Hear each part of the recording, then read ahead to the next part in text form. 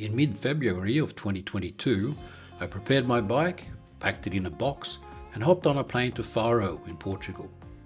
The plan was to ride the southern part of the European Divide Bikepacking Trail. I had some easy days to start with, slowly making my way to Cape St. Vincent and the start of the trail. Much needed, as I was still very much recovering from COVID and not in the greatest of shape.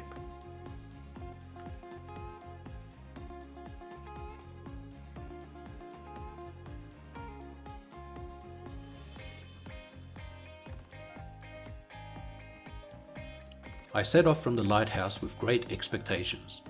I had been wanting to ride the trail for several years. The first day started brilliantly, riding along the coast on gravel roads and slowly making my way down to the beach. But here, it suddenly got much harder. The first killer hill on the trail, although short, nearly took everything I had in reserve out of me.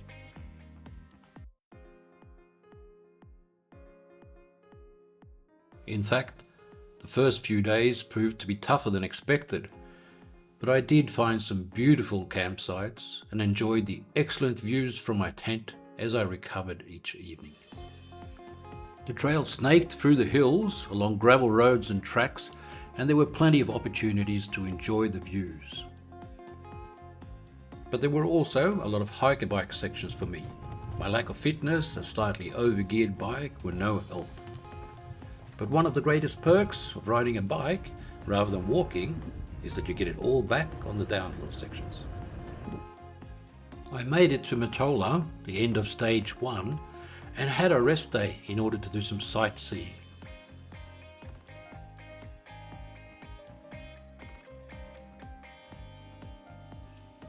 Then it was time to set out on stage 2 and make it into Spain. Well, I've made it to the Spanish border and it's actually stopped raining. It's quite nice at the moment. It's overcast, a little bit cool, but it's quite nice to cycle in. It's been a pretty good day. Not sure how much further I'm going to continue today, but going to have a short break here, enjoy the view, and head into Spain and see how my Spanish is working.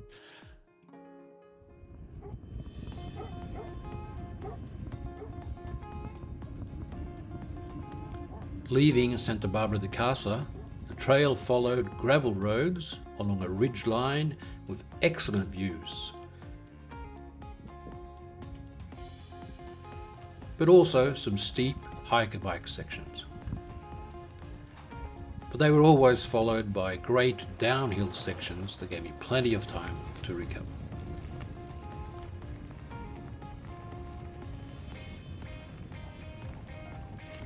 After a late lunch in Aroche, I got stuck in a rainstorm, but managed to find some shelter outside a shop. Luckily, it cleared up pretty quickly, and I managed to find an excellent campsite not far from town late that evening.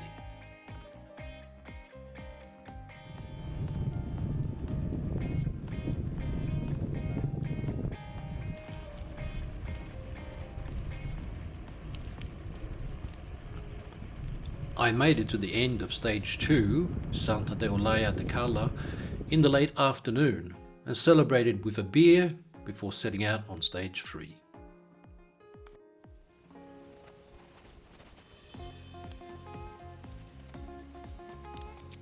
I didn't go far that afternoon, found a really nice campsite down by the river.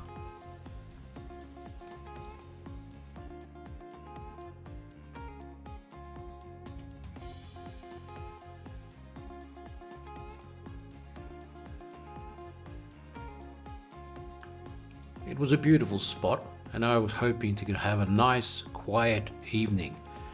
But little did I know what would happen once the evening arrived.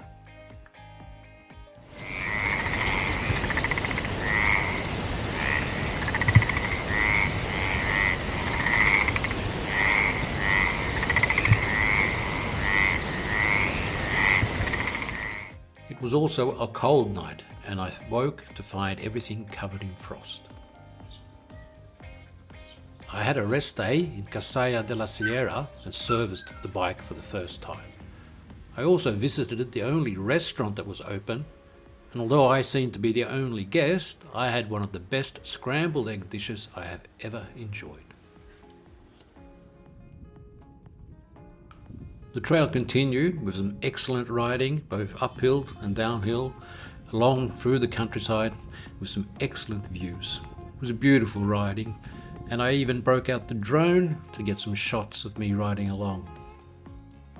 I'm going really slow here, but that's just to stay in picture as I try to control the drone from the bike.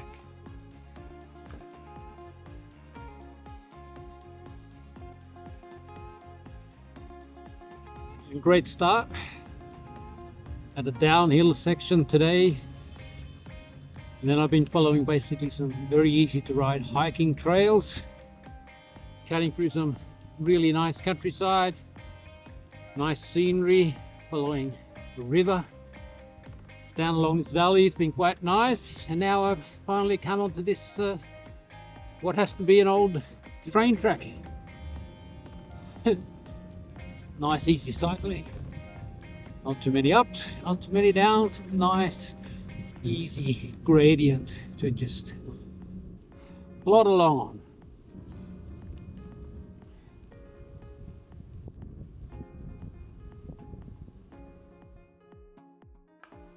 I took the opportunity to stop and enjoy the views as much as I possibly could.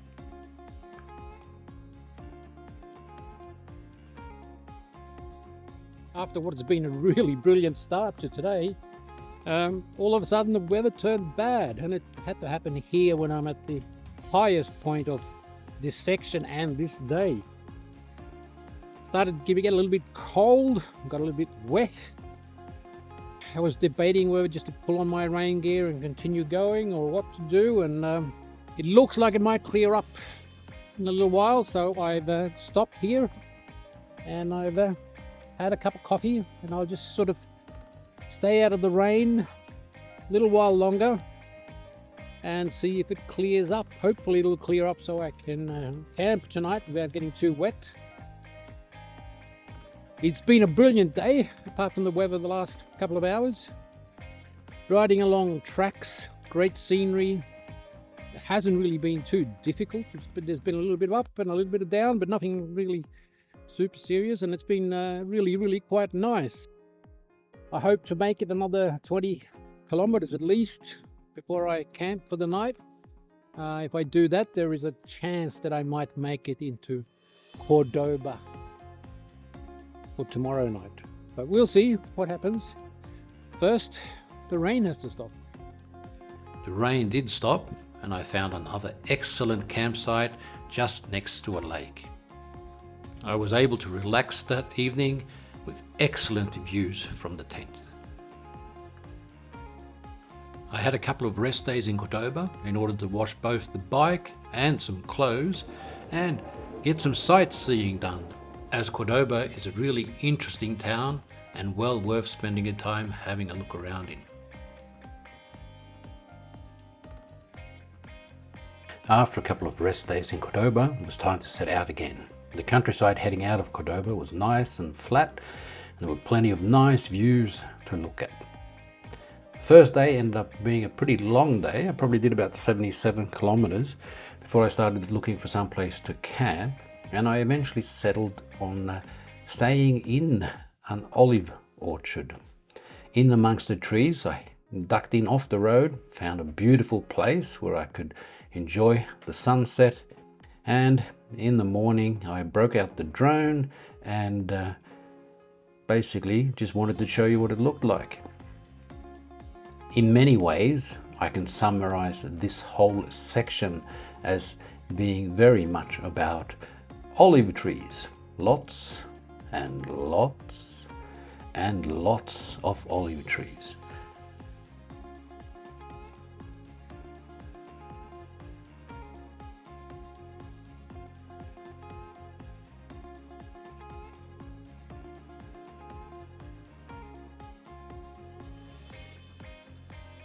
The only problem is that at tiny bit of rain and it turns to mud, which sticks everywhere. But the scenery is beautiful and I had some really, really nice days just plodding along.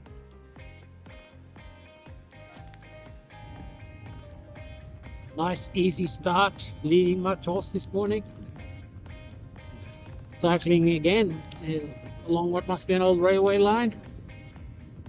And this time it's even a slight incline down, which feels great. Real nice easy start.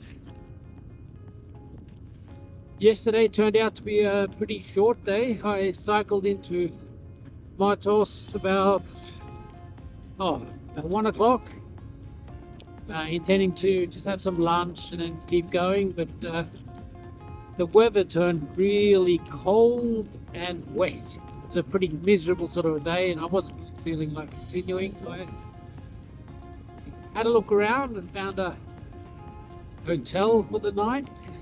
Decided after checking the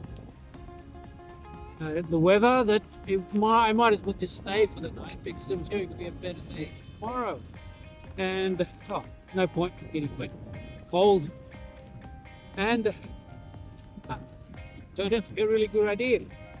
Really nice, clear day today.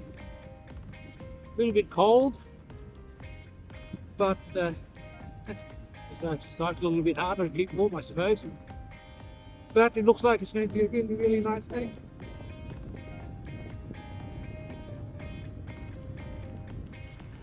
One of the fun parts of cycling along the old railway track were the tunnels. There were a couple of really long tunnels that you had to pass through, and it was nice easy cycling, and it was a nice for a change to cycle along something different.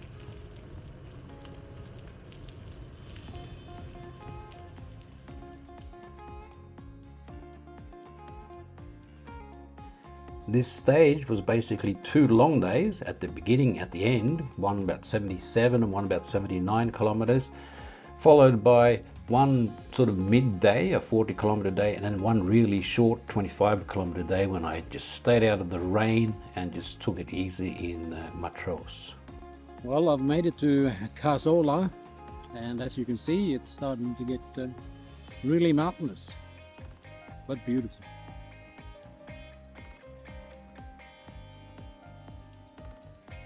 I've been trying to decide what to do from here. My original plan was to try to continue for one more section and then make my way to Barcelona to work, but it turns out this next section is one of the hardest, and the forecast for the coming week is rain. So rather than try to endure this section, which I would much rather just enjoy, I've managed to find a wonderful warm showers host here where I might be able to store my bike for a month. When I walked through Europe during the walk, Granada was one of the places I visited, and I really liked it, and I stayed for one rest day there, and I've always said that I would like to go back there someday. With a little bit of extra time on my hands, I can go back there, spend 2, possibly 3 days looking around the town and the environs around it before I need to take the bus to Barcelona to work for 3 weeks. That would actually work out excellently. It will give me 1 month for the weather here to become a bit warmer and a little bit better. I get to work in Barcelona, and during that time I can concentrate on strengthening my knee, working a little bit on my conditioning, and getting ready for what promises to be one of the most beautiful but also one of the hardest sections of the European Divide Bikepacking Trail. I'm almost ready to head back on the trail again after more than 4 weeks.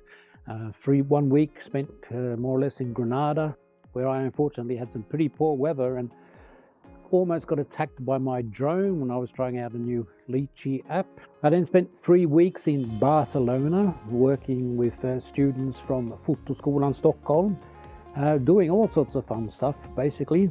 Unfortunately, it's been unseasonably cold and wet, in Spain at the moment. In many ways, that's been great for me because that means that I've been able to work, earn some money, rather than be out on the trail and get wet and cold.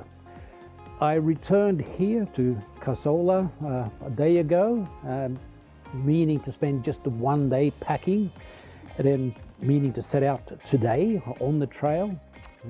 But unfortunately, the forecast was for rain all day today and tomorrow, and rather than head up onto the Casola Sierra and get cold and wet, I decided to wait a little bit.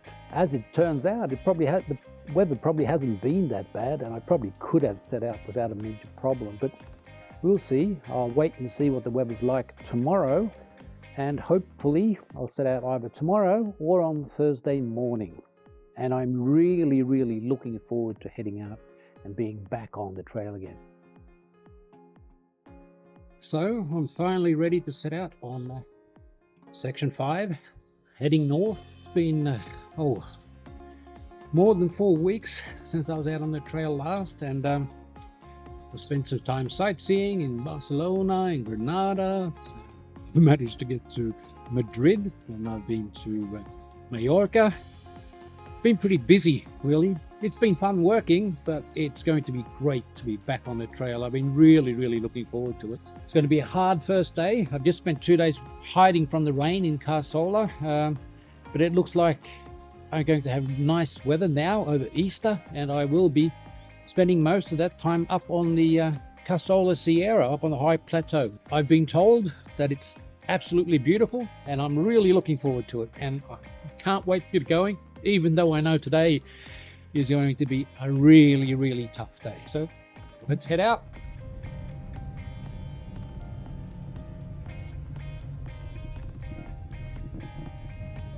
Naturally, it was all uphill to start with, but I knew it was going to be uphill all the time, so it was just a matter of taking it easy and just slowly heading up the hill and getting higher and higher up the mountain. I knew I was going to do a lot of walking this day. One of the first things that I came past heading through Casola was the bicycle hostel, which is an old hostel with just heaps of bicycles outside on it. The views were great heading uphill, and I stopped plenty of times just to have a look around. As I headed up the mountain, another bicycle rider came up and caught up to me, Vincent from Seville, who was also out on a ride during the weekend. We more or less kept the same pace for the rest of the day, and there were a few really nice downhill sections as well, not only uphill, and it was really nice to just let Betty have her head and then roll down the hill and enjoy the scenery. Definitely a lot faster than walking uphill, that's for sure.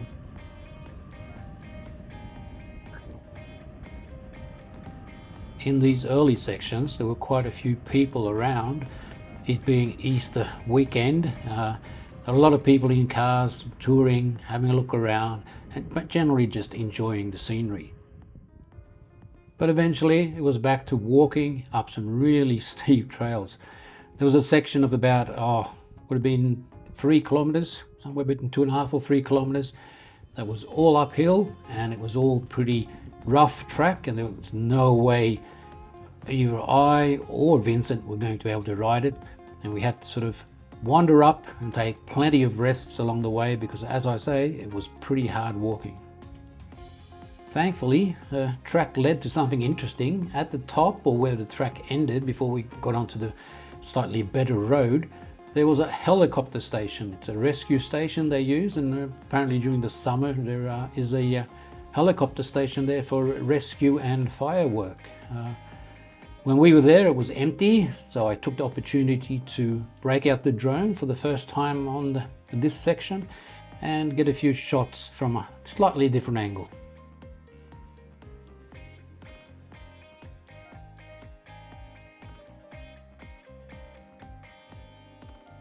In fact, I broke out the drone quite a lot during the day.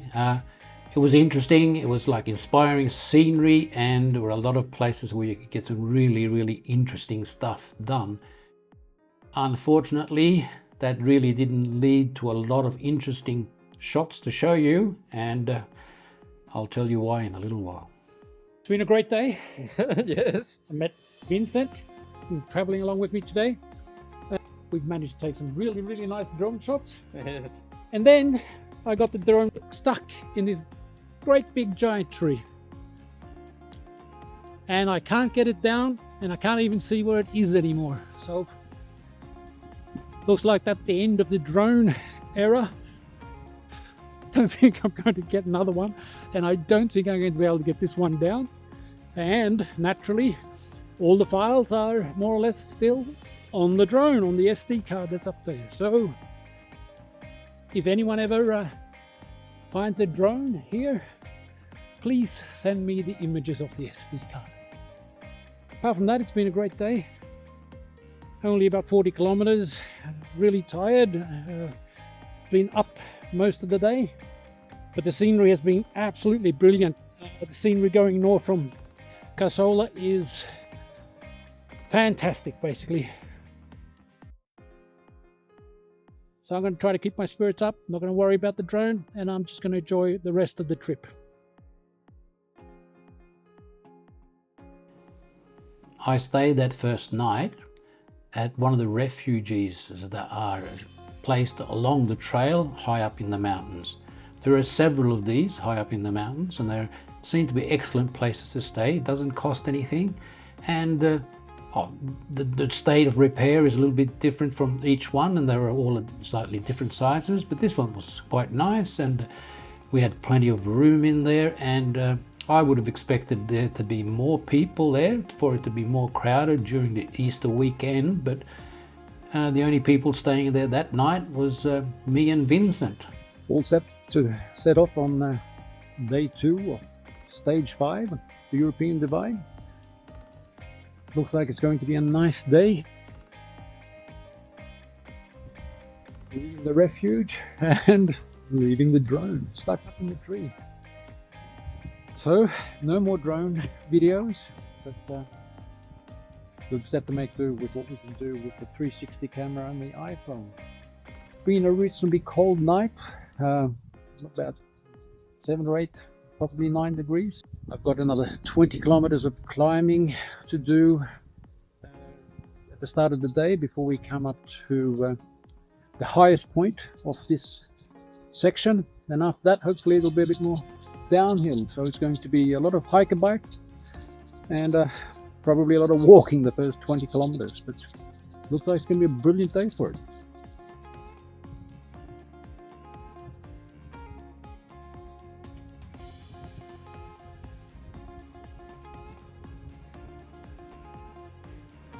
There are several historical important things along this part of the trail, and Vincent wanted me to take a photo of him with this tree that apparently is famous from, among other things, the documentary that's been made about the area and the animals in it.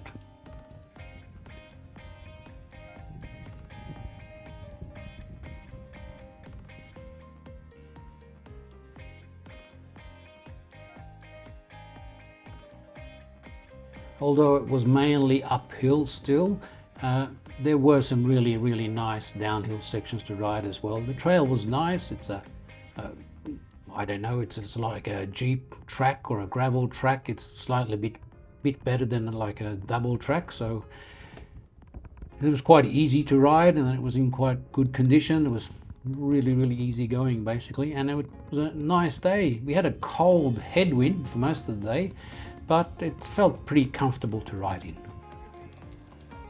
We were far from alone on the trail, and we did meet some other people that were heading the other way on horseback.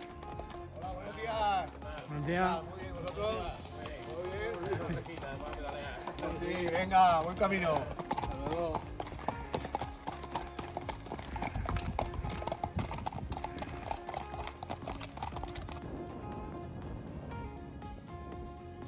The higher up we got, the more of a desert plateau it became, and the scenery became more rugged with less trees and more cold wind. Unfortunately, headwind from the north. We did start meeting more and more people, other cyclists along this part of the trail, people from Germany, and people from Spain out just for holidays over the Easter. But there were quite a few overnighters and a few long distance riders as well. This refuge was close to the highest point of the course, and looking around you can see how rugged the terrain is. Vincent and I split up just after this. He had to head off towards his route going back towards Carsola, and I kept heading down from here. It was a really nice ride all afternoon, and late in the afternoon I had lunch under a tree. Waiting for my morning coffee water to boil. I found a nice campsite here yesterday afternoon, about 5 o'clock or something. I was pretty tired, so I found something pretty quickly, and it's actually a little bit too close to the road. I was a bit worried somebody was going to complain or come and say something, but there isn't much traffic here, and it turned out all right. A little bit windy yesterday. Today it looks like it's going to be a brilliant day. Feels reasonably warm already, and it's not 9 o'clock, so it feels really nice. I'll just have a quick cup of coffee, something small to eat, and then I'll head off down the road. I hope to do about 40 kilometers today or this morning to get to be able to have a late lunch in the next larger town, if anything's open, and if it's open, if I can get into it. So probably pretty crowded. I mean, it's Easter Saturday, but it looks like it's going to be a really nice day of cycling, and I hope my coffee is ready soon. The morning started off really great, following basically the ridge line of the mountains, and it was a little bit uphill to start with, then mainly flat, and then it just kept going down and down and down. There were sections that were marked with a 40 km/h speed limit, and I'll have to admit that I may once or twice have slightly gone over that.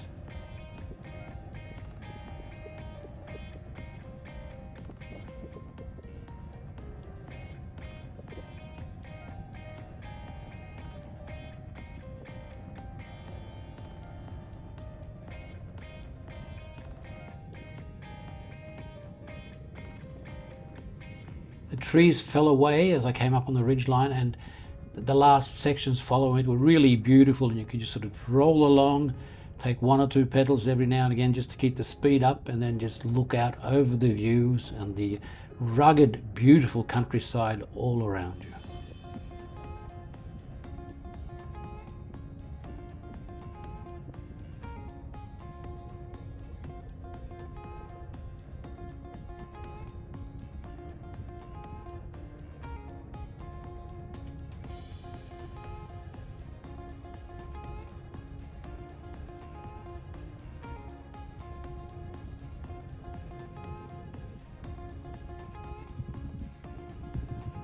But naturally, there had to be a bit of hiker bike as well.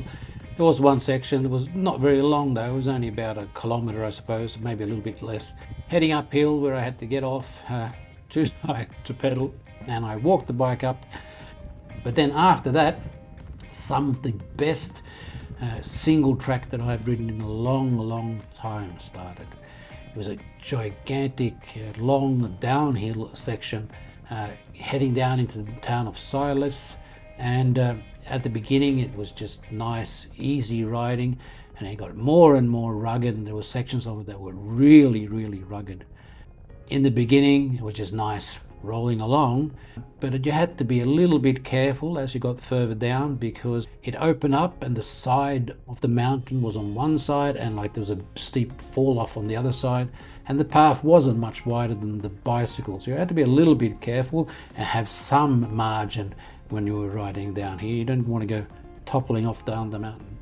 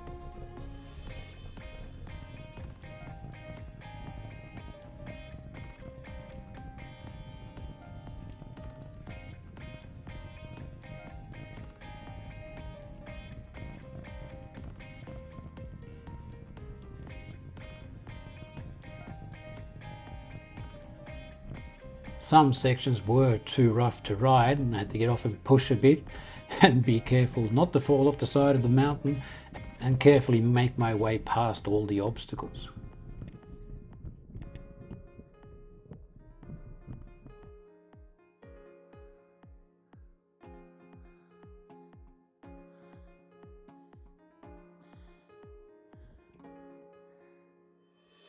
Start of day 4 on section 5 of the European Divide Bikepacking Trail.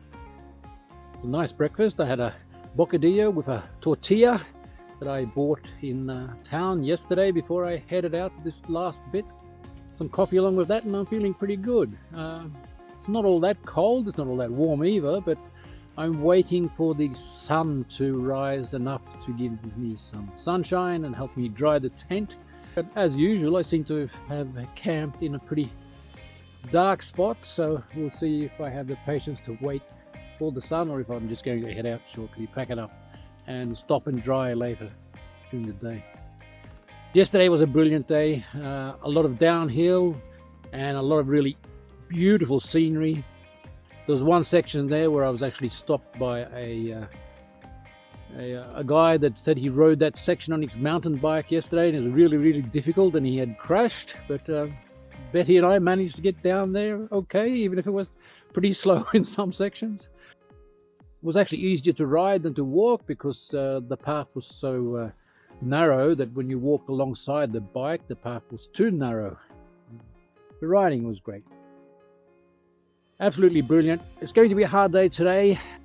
I know that I will be doing a lot of climbing in the kilometers today. I've got about 104, 105 kilometers left to do on this section. Hope to split it into 2 days and I hope to get it done in 2 days, but it depends a little bit on how much I get done today. Nearly all uphill, I think, today, and we'll see what it feels like. I was really hungry yesterday. But after a really good lunch and buying a lot of food in town, I'm feeling quite okay. I had an easy start into Rio Par, mostly downhill, and I got there in time to have what I would call a late second breakfast or an early first lunch, and I also had time to catch up on some of the local cultural festivities celebrating Easter. After what was an easy start, I had a much harder day the rest of the day. A lot of walking uphill until I finally made it all the way up onto some beautiful single track. Feeling rested after a rest day here in Alcaraz. Reasonably early morning, trying to get a good start. Heading away from town. This will be the last day on section 5, the European Divide Bikepacking Trail. Should quite easily finish it today. I might even be able to have a late lunch, early dinner at the end of the trail and then even set out on section 6. We'll see what happens, but now I'm just going to slowly head down through town and I really hope that my coffee shop bar down at the end of this street is open and I get my morning coffee before I set out today's ride.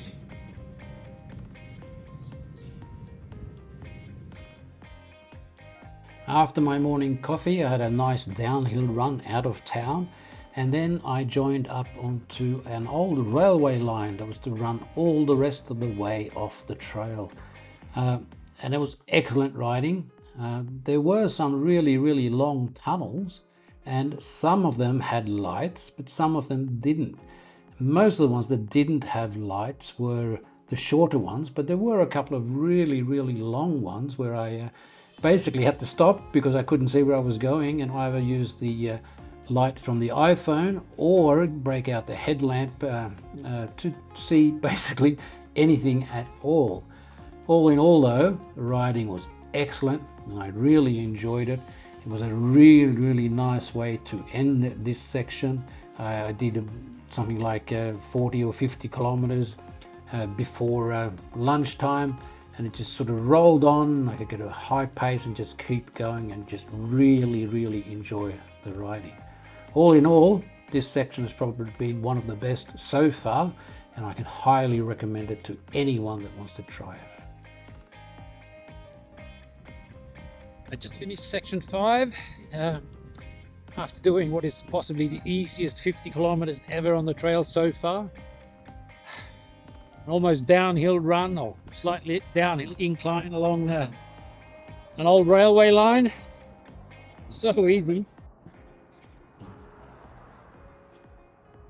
compared to some of the earlier days. It's absolutely ridiculous. It's just past 11 o'clock. I'm gonna look for a cup of coffee, and then I'm just gonna head out onto section 6. Ready to get going again. Just rolling on to the start of section 6 of the European Divide Bikepacking Trail. It's only about 11:30 in the morning. I had a really nice easy run at the end of section 5, and I just stopped for a quick break and setting off on the start of section 6. Not sure how far I'm going to go today. I might just go into Albacete, next town, and stop and I don't know, maybe possibly do the video summary for section 5, or maybe just take it a bit easy. I'm feeling pretty good today, but I don't want to press it today. I want to make sure that I feel all right and feel good tomorrow. It's been a beautiful day. It's not that hot. There is a threat of rain this afternoon. I'll see what happens with that. I hope it won't be too bad. And hopefully this next section into town is going to be just as flat and as easy as the section I've just finished.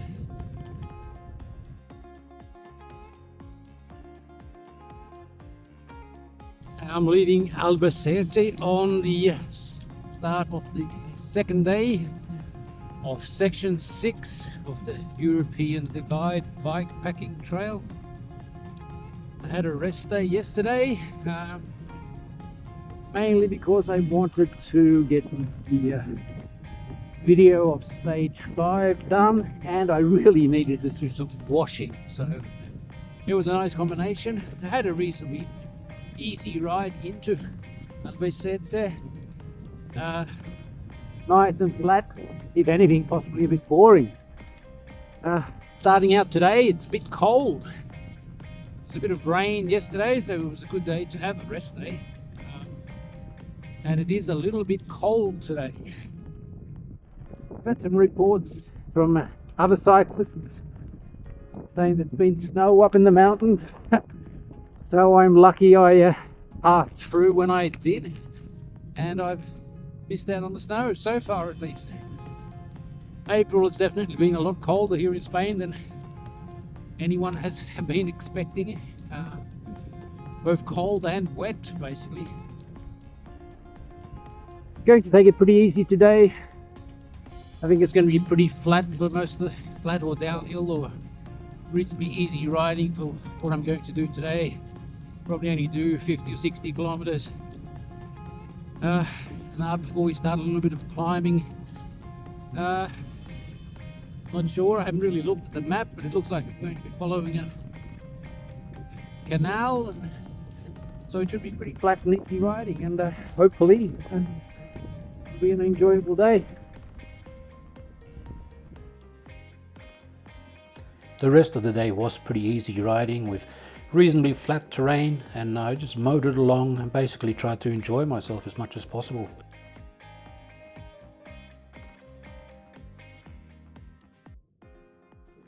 The terrain varied between some pretty good cycle tracks.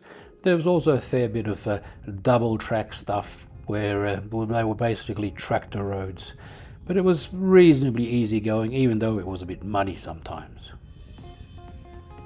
So far all my equipment's worked really well. The bike just rolls along and it's sort of taken all the punishment I can dish out to it. I mean, I've got probably a little bit too much gear for a proper bike packing setup. It's more of a combination of a bike packing and a bike touring setup that I'm using at the moment, and I'm way a bit myself, so there is a bit of strain on the bike, but so far everything, tires and all the running gear and everything are working really well, and I'm really happy with the bike.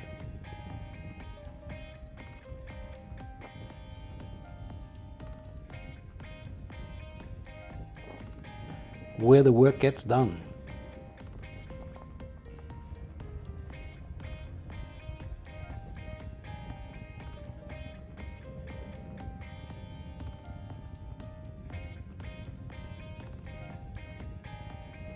Most of the tracks so far have been pretty flat, but there were a couple of downhill runs into river valleys, and in one of them there was a couple of switchbacks down to a river valley with a nice bridge and a climb up the other side, which was a little bit tougher naturally. But after the climb there was a really long downhill gravel section, and it was possible to just give the bike its head and just roll on and give it a few pedal strokes every now and again and just enjoy the ride. If you listen carefully, you can hear my audiobook going in the background. For the last couple of days I've been listening to a few different audiobooks, and I just put the iPhone on loud and listen to it, and it works really well because most of the time there's no other people around to disturb. Just started day 3 on section 6. Nice easy riding through vineyards and olive groves along nice gravel and clay roads that today hopefully will be a little bit drier than they were yesterday. Yesterday was a bit tough. It was nice easy riding. I wouldn't say it was tough, but there were several sections that were a bit wet from the rain the day before, and the mud is pretty thick and sticky and really clogs up everything, and I have to stop every now and again to clean it out. Mud guards wouldn't work along this section when it's wet, that's for sure.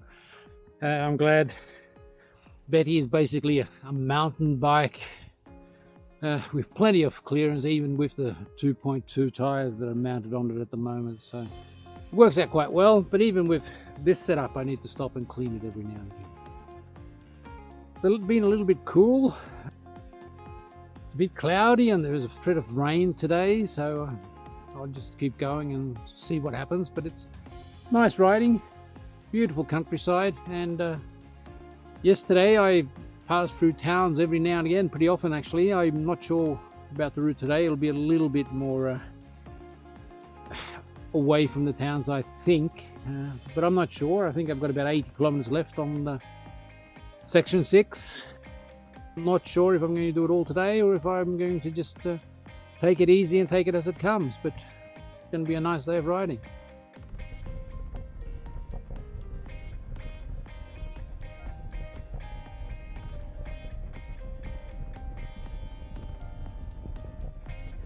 The trail continued on, and for a while it followed one of the many caminos that wind their way through Spain. You basically can't travel in Spain without seeing a lot of caminos all over the place.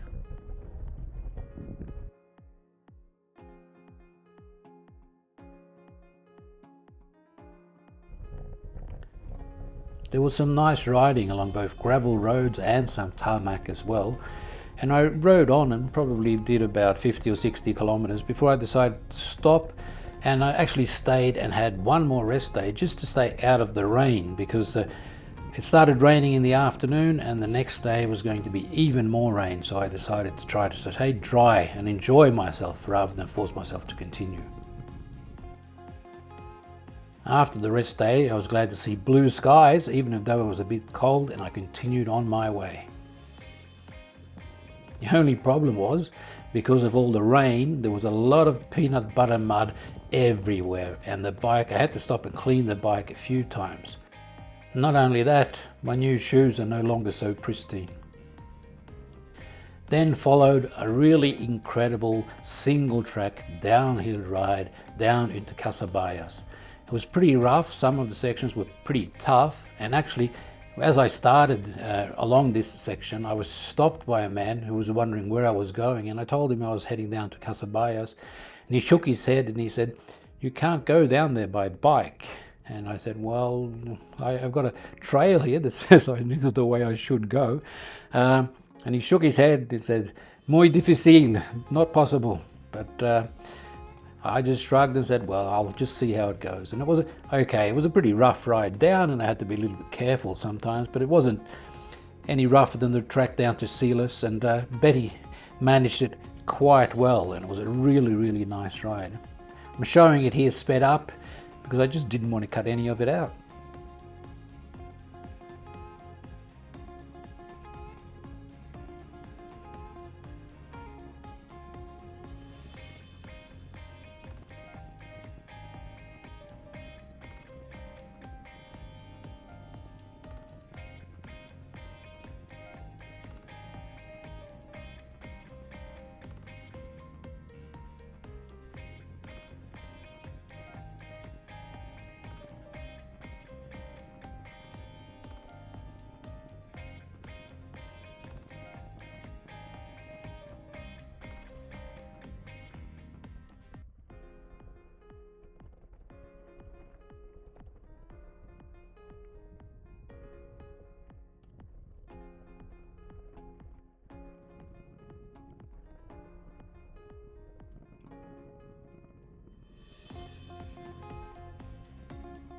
I eventually made it down to Casabias, and I stopped for a long lunch. It was a nice finish to this section, and both the downhill and the lunch were really excellent. And after a short rest, I was ready to set off on the next section.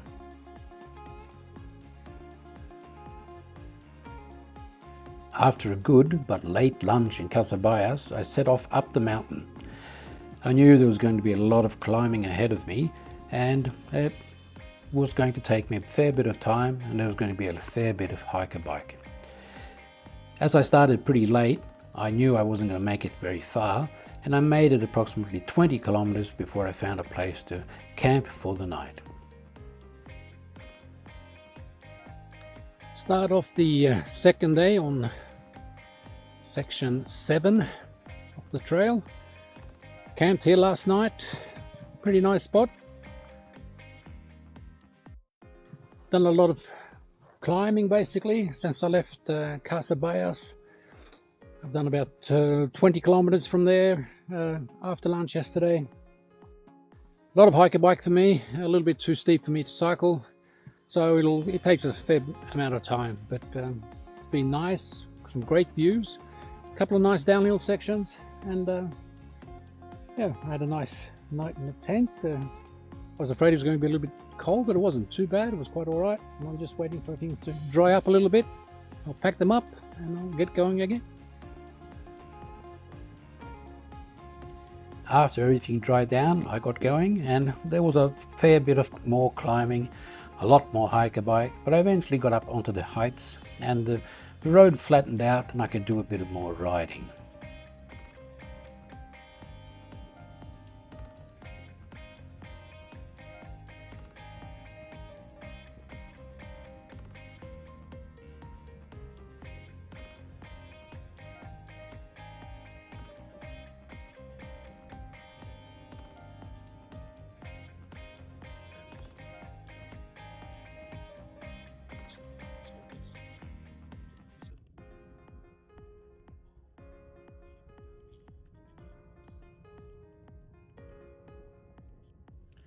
As I got higher up on the mountain, snow started appearing on the side of the road, and as I got higher, there was more and more.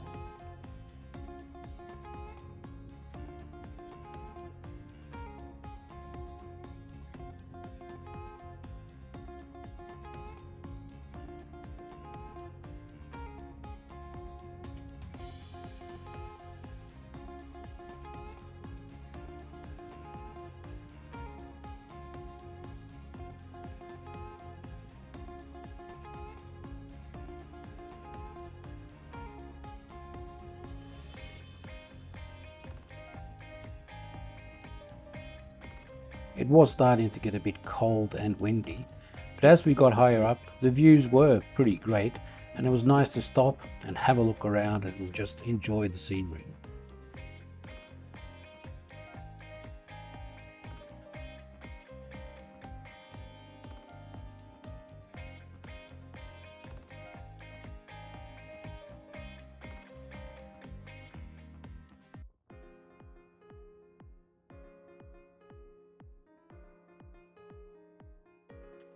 I eventually reached the highest point, a little over 2,000 meters, and then I got stuck in the snow. I was following the trail and it went a little bit off-road, and I probably should have taken the road instead, even though there was a lot of snow even on parts of the road. But in some sections the snow was so deep that I had to push the bike across, and I sank down to above my knees. Luckily I was working so hard that I got pretty hot and sweaty anyway, and I didn't really feel cold, but it wasn't really what I was expecting on this section of Spain this late in April.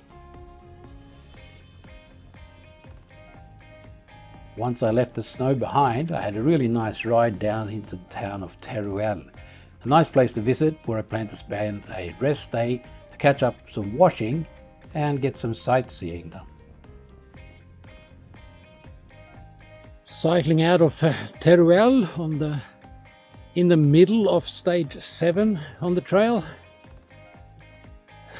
If you're planning a half day or possibly a rest day, I think Teruel is a town I could really recommend. It was an interesting town, a lot of interesting stuff to see there basically. It's looking pretty dreary, it's cloudy, there's rain forecast for the next 2 days, and there's also there have already been a few drops. Very tempted to wait out the rain, but I've had that many rain and rest days already that if I'm ever going to get anywhere on this trail, I'll just have to risk getting wet. Behind me is the bridge, the old railway line that led down to this intersection where you turn off into Teruel. So I've just got back onto the trail after the section into Teruel if you cycle in and then double back.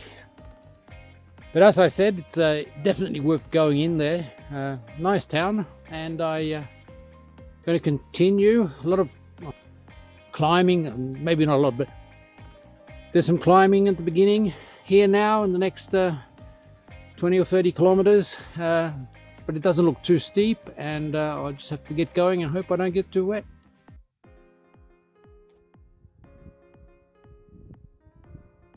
The second half of stage 7 proved to be a lot easier, and I enjoyed the riding, but took it easy, slowed down, had a licorice and water break every now and again, and just tried to enjoy the scenery and travelled along and enjoyed myself. The scenery really got spectacular on the last part of the ride into Aliagra, where the trail follows basically a canyon down through the canyon and along the river, and follows the river all the way down into town. A brilliant ride that you just can't miss.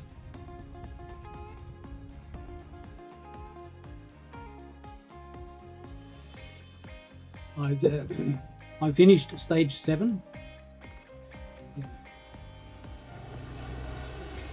Here at the campsite in Aliaga, and it's been raining most of the afternoon. I've been pretty lucky most of the day. I've been managing to stay out of the rain, but it started raining here this afternoon. So I decided to try my luck at the first pay campsite that I've been to. The first time I'm not free camping or staying in hostels or hotels. There was nobody here, and made a phone call and checked that it was okay to stay, and apparently there are some people turning up now, so we'll see what happens if I get to pay or what happens. But I've had a warm shower. I've camped under this roof, and I'm more or less alone. It's been a pretty good day, reasonably easy day, a bit of climbing to start with, but after that it was a beautiful day, and it ended with a beautiful ride down through a canyon, and then a long trip down into a so really, really nice ride. That finishes section 7. The section 7 has been a strange one. It's only a short section, what is it, 180, 190 kilometers or something. But the first half was really, really tough. It took a long time. I was stuck in snow and there was a lot of climbing. And the second half has been reasonably easy. So a bit of both. And in the middle of it, there's a really nice town. where you can stop, have a rest, have a half day or a full rest day, and enjoy the sights and enjoy some Spanish culture. I'm going to try to stay dry tonight, get an early start tomorrow, and see if I can possibly do a few kilometers tomorrow. Shouldn't be too hard. It's a bit of uphill to start with, but then there's a lot of downhill sections, so I hope I should be able to get some fair bit of mileage done tomorrow, as long as the weather doesn't get too bad. And if it gets too wet, I'm not sure what the track is going to be like. I hope there won't be too much peanut butter mud like there has been on some of the other sections. For now, I'm just going to relax, enjoy my cup of tea, and just try to get some rest.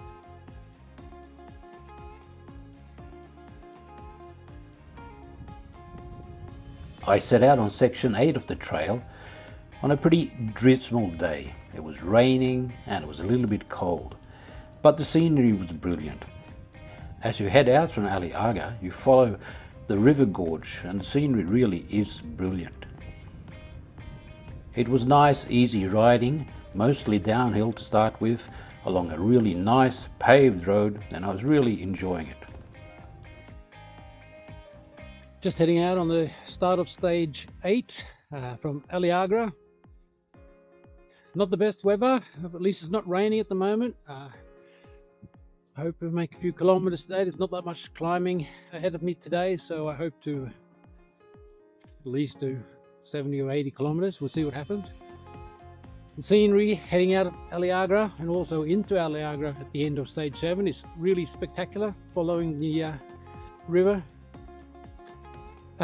Would have been even nicer if the weather was better, but that's the way it is. Better get going.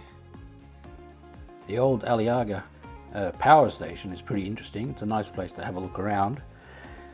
After a while, the road turned off the main road down onto a track, and I ended up in a cow pasture. And here my GPS sent me the wrong way, and I ended up hiker biking up a really rough track. I don't really think the track goes this way, and it took a while until I found my way back onto the proper track itself. A lot of hard work. But I did manage to stay out of the rain and had a pretty good ride all round.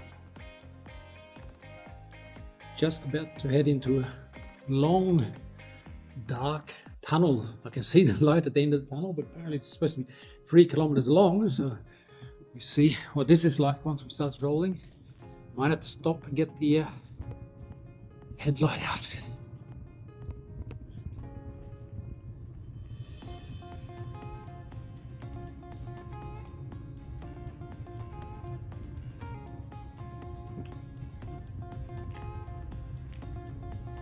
It was weird setting off down the tunnel. Because I could see the light at the end of the tunnel, it didn't really feel like the tunnel was that long. And I kept riding, and it just got darker and darker and darker. And the light at the end of the tunnel didn't appear to be getting any bigger. It just sort of hovered there in the distance.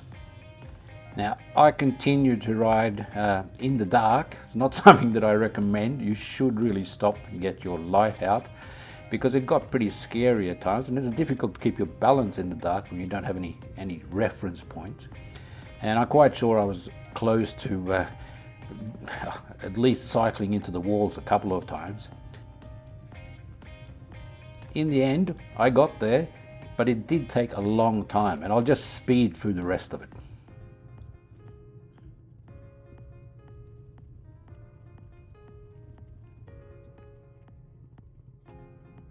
But I finally made it, and I didn't even crash, so that was all right.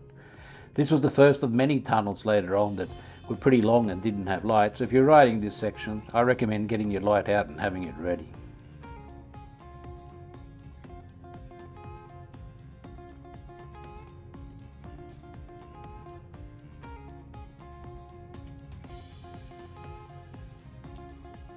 After the long tunnel, there was some really nice riding along a railway track, and I enjoyed it.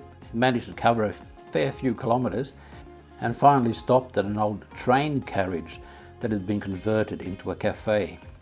I ended up staying in that town, bought the night, and I actually found a place that had an opportunity to both wash the bike and to service it in a bike stand. It was an old converted olive press factory, and it was really, really nice place to stay. A bit expensive, but it was worth it. Pretty nice day yesterday. Looks like it's going to be a nice day even today.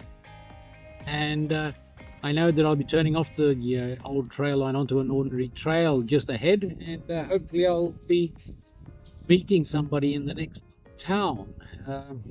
We'll see what happens. I hope it's going to be a nice day, and I hope to finish stage 8 today. I met Matthias in the next town. He's riding, heading south along the trail. Started out from Barcelona and is heading down south. We talked a bit about the trail, and I showed him the 360 camera and how it works. We had a general chat and gave each other a few tips about what's coming up and the ways we are heading. Matthias is actually riding it on a bike which he has built the frame on himself, which is pretty cool.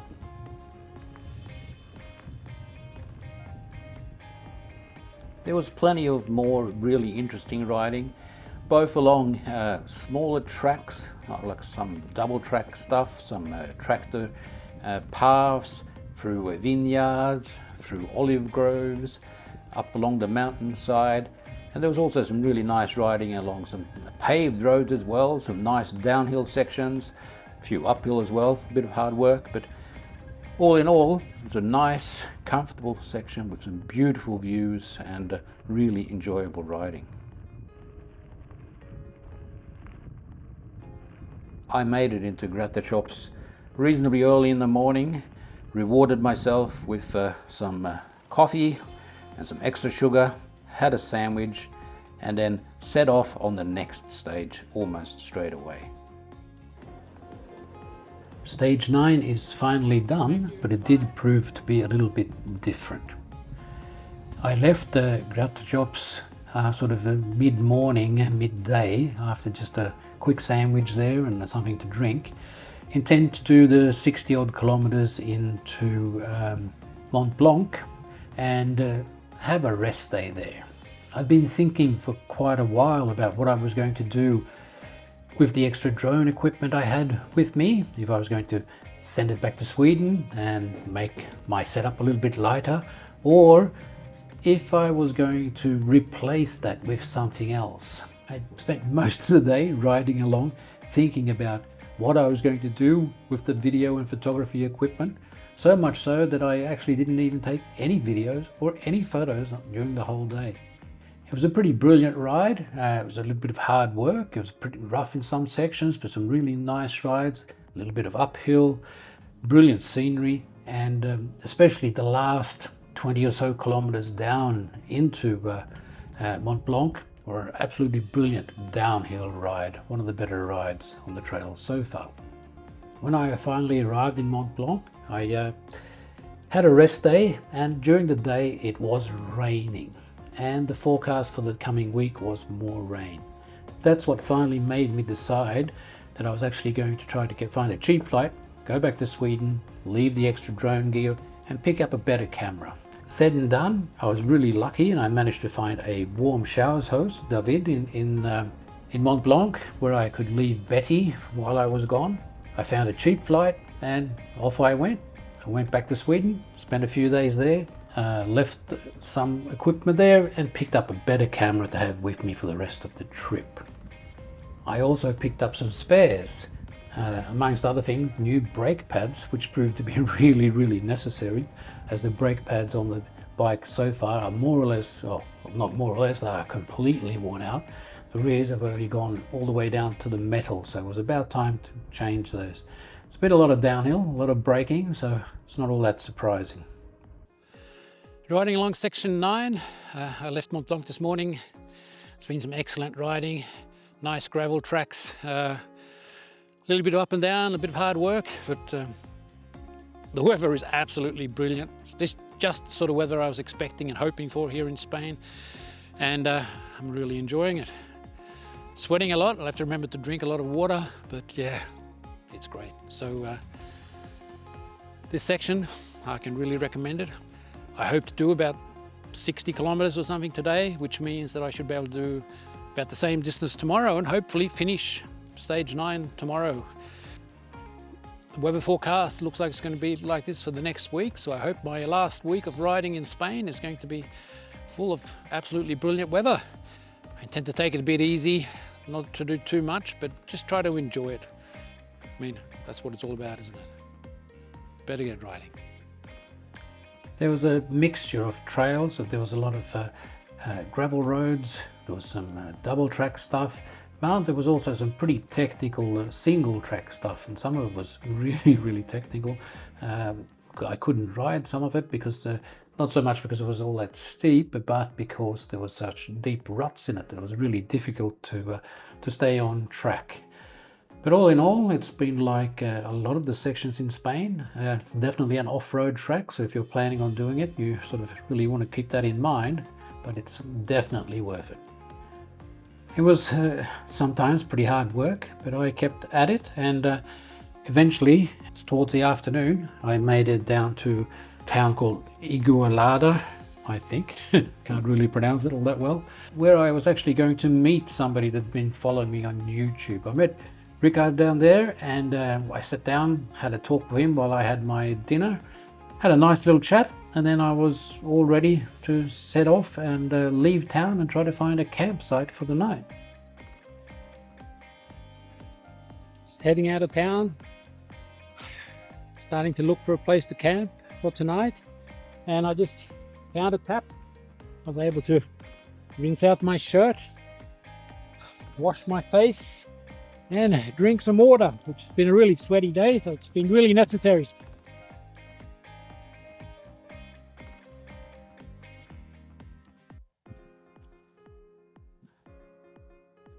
Brilliant. Nice day so far. Really nice weather, but pretty sweaty. So now, let's look for a campsite.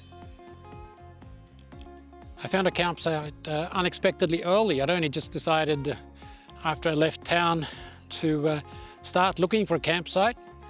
I was thinking maybe I'd do another 10 kilometers, another hour or so, but all of a sudden I saw this little forest here in between two main roads. Nice and quiet. I think I'll be all right here, stay the night. It's a little bit windy, having a little bit of problems with the tent. Doesn't really like the wind that much, but I should be all right. It's a little bit after 7 o'clock. It's about time to get ready, take it easy. And as I just rinsed out the shirt, I'm feeling pretty clean. It seemed like a good place to stop as any. And when you do find a good campsite, yeah, I've learned that it's important to use it and to not try to find another one all the time, because there usually isn't one. So I'm going to pack down after a day, a bit over 70 kilometers today. An interesting day, some hard work, some pushing uphill, some riding downhill, some really rough sections, really nice scenery. And tomorrow, I think the first 20 or so kilometers are going to be pretty much uphill as well. So I need some rest.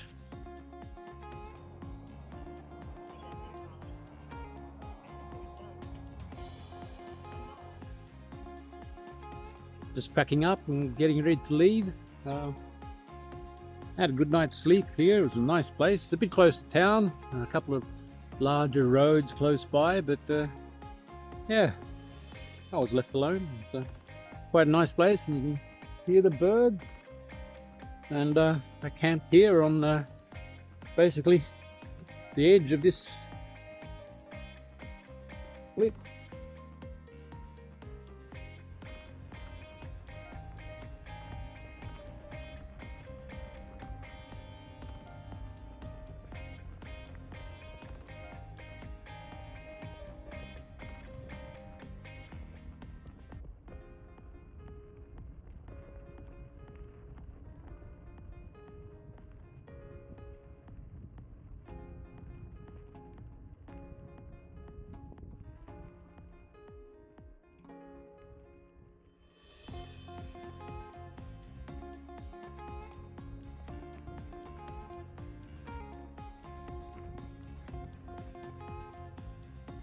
Slowly making my way out of Manresa. Looks like it's going to be another brilliant day. Last couple of days have been pretty warm. Not going to complain after the rain and the cold that I've had previously. Yesterday ended up being quite a short day. I only did about 35 kilometers. I was feeling surprisingly tired after after the day leaving Mont Blanc. So when I reached Manresa, I had lunch and then thought about what I was going to do. And as I was feeling tired, and I've decided that this trip is all about enjoying it, I decided to stay the night here, take it easy, rest up, and try to feel a little bit better today. I've also started to develop some pretty bad saddle sores after the first day, so I thought that'd be good to give them a bit of a rest as well. So, and don't worry, I'm not going to show you a picture of what it looks like. Heading out of here, to my left I have big mountain range. It looks really spectacular. Every time I see this when I'm in the Barcelona area, I think that it looks like a backdrop to a Lord of the Rings film. I finally made it into Moya. I only stopped there for a quick drink, a cup of coffee, and then I headed out straight away on section 10, the last section in Spain. Just finished the climb, the start of stage 10 out of Moya. Good 10 kilometers climbing. Gone reasonably well, and I'm just about to start the what I hope is going to be the easier downhill section down into Vic, where I hope to spend the night. It's great riding. Downhill part really fun. Uphill is hard work, but you get it back when you go downhill, so that's part of it.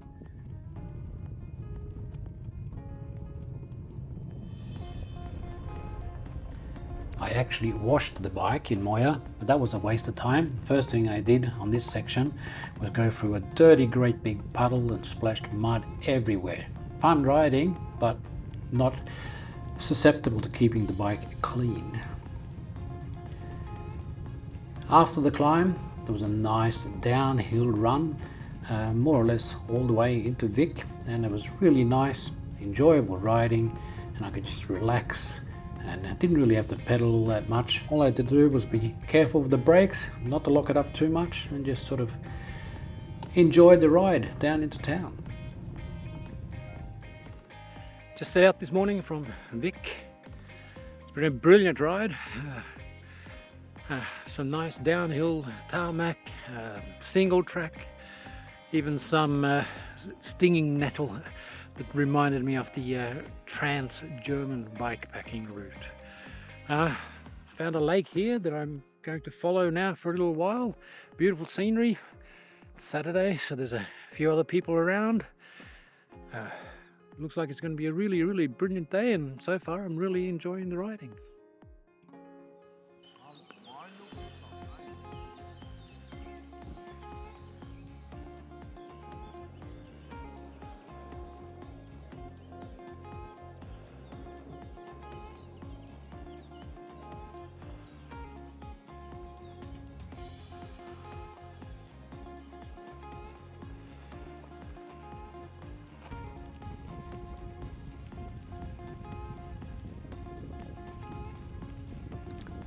The day continued with some really nice riding, basically following the river and the dams that have been made along the river along the way. So it was crossing the river a few times, crossing over a couple of dams, stopping to look at a few dams, and generally just having a pretty nice time.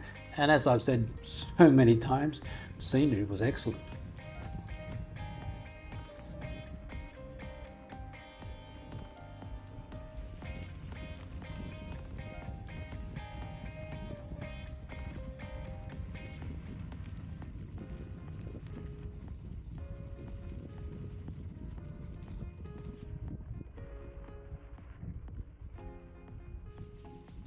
a quick break on the Via Verde. I just got onto it and I'm heading into Ulut. Came from Vic today. I've done about 60 kilometers so far. Maybe another 30 or so to go. Needed a break from M&M's and some electrolyte replacement in the water, and I should be ready to go do the last 30 kilometers. Been some really nice riding today, brilliant scenery along the 2 dams or 3 dams that I've gone along, and it's been an excellent ride. Basically starting to feel it. I'm going to have a rest day in Ulut tomorrow. It'll be a long day today, but as I'm having a rest day tomorrow, that'll be fine. And hopefully, if it's like this all the way in, it's going to be really great.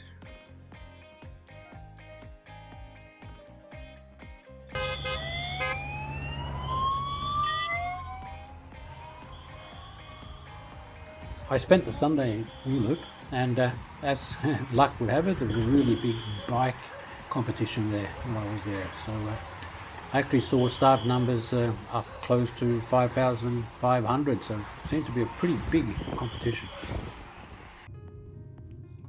Heading out of Ulut after the rest day was really nice. There was some nice riding, and the scenery here was really green, and the whole countryside was not as rough and rugged as it had been earlier in the mountain parts of Spain. It really more reminded me of more like the Alp regions in like Austria or Germany, and it was a really nice relaxing ride to start the day with.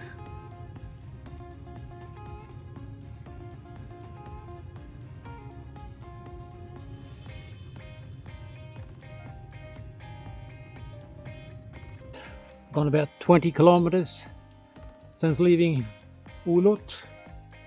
Been some absolutely stunning scenery. Feels very Alp-like. It's very green. Really nice houses. I've actually seen a couple of nice camping sites. And I'm just about to cross this old bridge over the river. I know that the first 20 or so kilometers, possibly 25, are reasonably easy, and then I have a 10-kilometer climb, which I want to get done before it gets too hot today. It's going to be about 30 degrees today, so I want to keep going, so I get that done. As I said, brilliant scenery, looks really nice, and I hope if I just get over that climb today that I'm going to have a really nice day.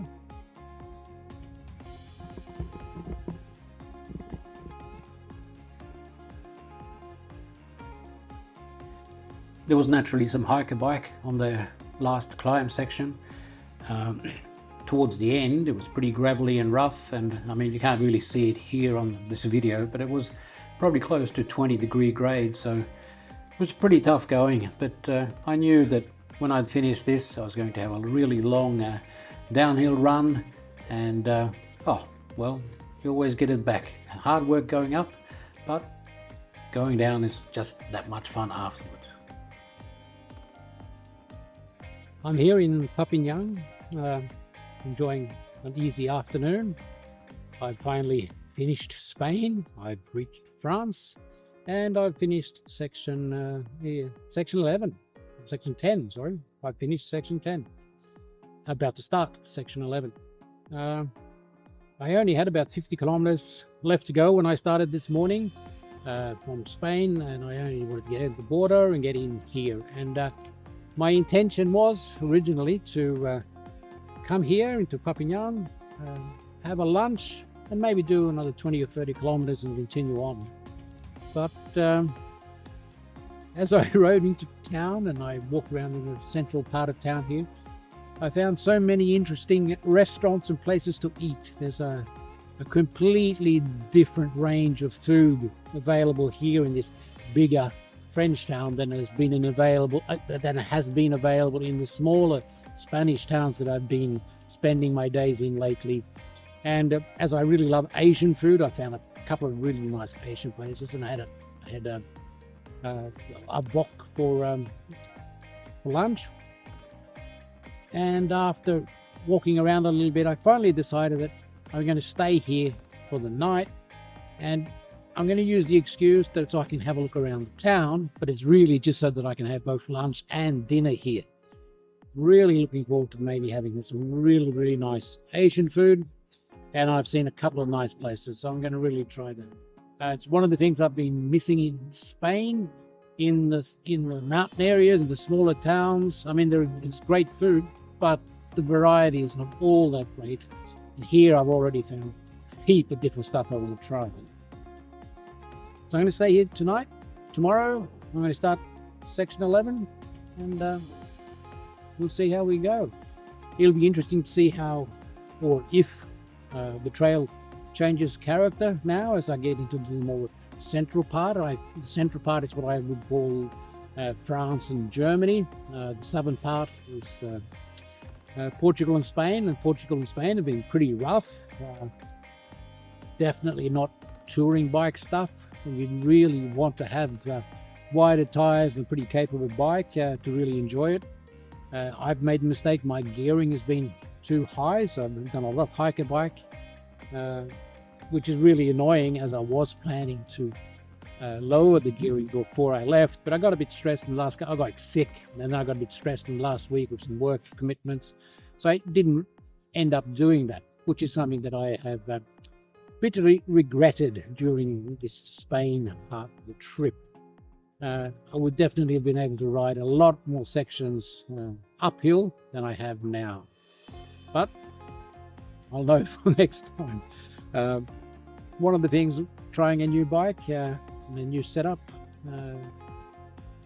things are always going to change, and depending on what sort of sections you travel on, you're going to want to change certain things, and the gearing is definitely going to have to become lower. That's one thing I know for sure. Apart from that, it's been a great ride. The last 50 kilometers here from Spain into Perpignan.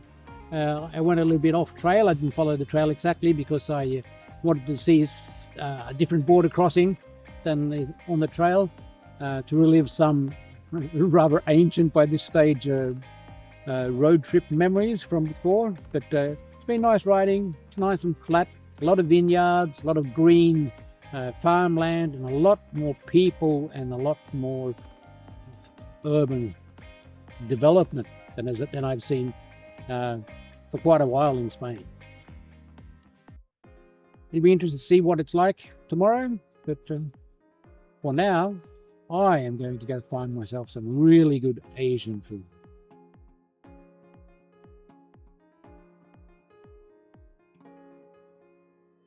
Heading out of town on the start of stage 11 of the European Divide Bikepacking Trail. It's been an easy start. I've done about 25 kilometers maybe. First 23 of them were quite easy, mostly paved, pretty flat. And I've just hit the first proper off-road section, climbing over some hills on a proper off-road track. So a little bit of hiker bike here. But there probably won't be all that much of this stuff today. It's going to probably be a pretty easy and a pretty flat ride. I had a nice afternoon yesterday in town. Got some nice food, relaxed a little bit, had a walk around, had a look at the town. Interesting. I set off this morning reasonably early, but it's going to be a hot day today. It's going to be 30 degrees at least. And in the mountains in Spain, in the mornings have been reasonably cool, but here it's been warm right from the get-go, so I'm going to have to make sure to drink a lot of water today. Different scenery from the mountains. Heading out of town, it's very much more urban, through a lot of industrial areas, a lot more traffic, a lot more people. So it'll be very interesting to see what the next couple of days will be like, and how different they will be from the more mountainous stages in Spain. Well, I better get going if I'm going to do anything today before it gets way too hot. I guess I should have known better than to expect the day to be easy. Just after I recorded that last section, the track got really rough. I was following basically a single track trail through some bushes, a bit of up and down, and then it followed a hiking trail, which in itself was quite good. The only problem was that my Komoot GPS had me going really cross country for a section where I really couldn't see any trail at all. I was hiking through bushes, over sharp stones, and more or less almost having to carry the bike. It turned out to be a lot harder than I was expecting earlier in that day. I thought it was going to be quite flat and easy, but it turned out to be a little bit of hard work. But once I'd climbed up, there was a nice bit of riding, and I followed the road down to a lower elevation again, and started to cycle along some of the areas where they make salt, and then along the canal that runs through the area. And that was a nice bit of easy cycling, and I just managed to cycle along and basically just enjoy it and relax after the harder work earlier in the day. After cycling along the canal, I stopped for a really nice lunch and had a pizza in one of the towns. And after that, I was heading along, I actually ran into another bikepacker. I met David going the other way. He recognized me from the YouTube videos, and we stopped and we had a chat. It was really fun to talk to someone doing the same route, even if he was going the other way, and we were able to exchange some tips about what was coming up ahead. And he had been told by some bikepackers that he had met that the Spanish section was going to be easier than the French section, so he was looking forward to getting to it becoming easier, while I have always been under the impression that the Spanish section is harder than the French section, and I was looking forward to having a bit of an easier time on the French section. So it'll be very interesting to see which one of us gets the easier ride. I'll get back to you on that when I learn which section proves to be easier. After meeting David, I stopped for an ice cream near the beach, had a bit of a rest before heading on, and then finally set out to do the last kilometers into Glacier, which would make this a long day. Leaving Glacier on the second day of stage 11. It's been a nice, easy 10-kilometer ride so far, traveling along an old railway line. Nice, flat and easy. A little bit cooler today. Yesterday was a long and hot day. I ended up doing about 115 kilometers yesterday, and it was a hot day as well. But yeah, I drank a lot of water last night basically. It was actually the longest day so far on the trail. First time I've been over 100 kilometers on a day, and it was I was expecting to feel quite sore today, but I feel quite alright actually.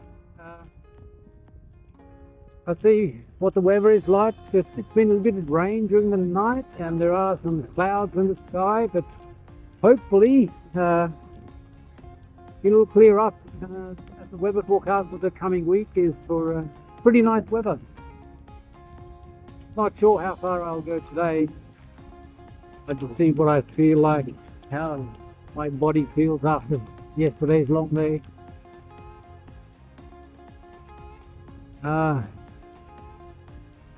If everything goes really well and I feel good, I might finish section 11 today, but it's like 85 kilometers. I don't think I'll go that far today. I'll take it a little bit easy, make sure I have a long lunch somewhere and see what I feel like.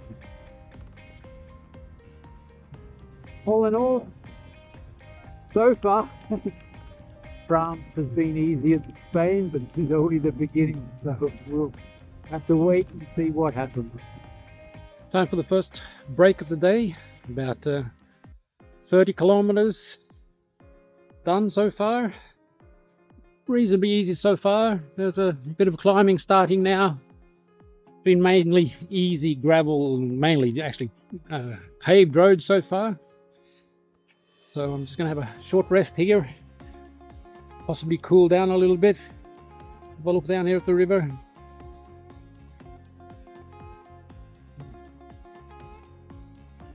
Yeah, nice place.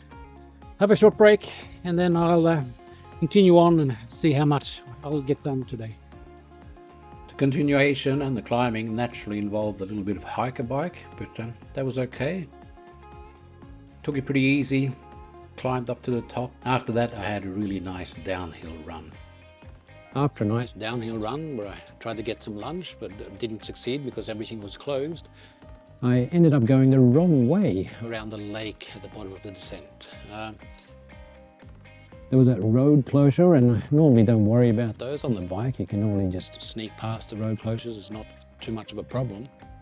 But Kamut showed what looked like a small bridge across the lake, just a few kilometers ahead. Rather than hassle with the road closure, I decided I'd just cross over the lake a little bit further ahead. And when I got there was no way to cross. So I suppose I should have just backtracked there and then and gone the proper way. But I ended up going on the south side of the lake. Not a major problem. It was a nice ride, and it was easy to find some nice tracks to go there. Did mean that I ended up spending the night slightly off trail. I found some accommodation in a bigger town slightly off trail, which was good, I suppose. And then the next morning I could rejoin the trail and do the last 15 kilometers, so into the last town. A nice easy ride with not much effort, just trundling along through vineyards, basically enjoying the scenery and stopping in some nice small French towns to buy orange juice and just enjoy the riding.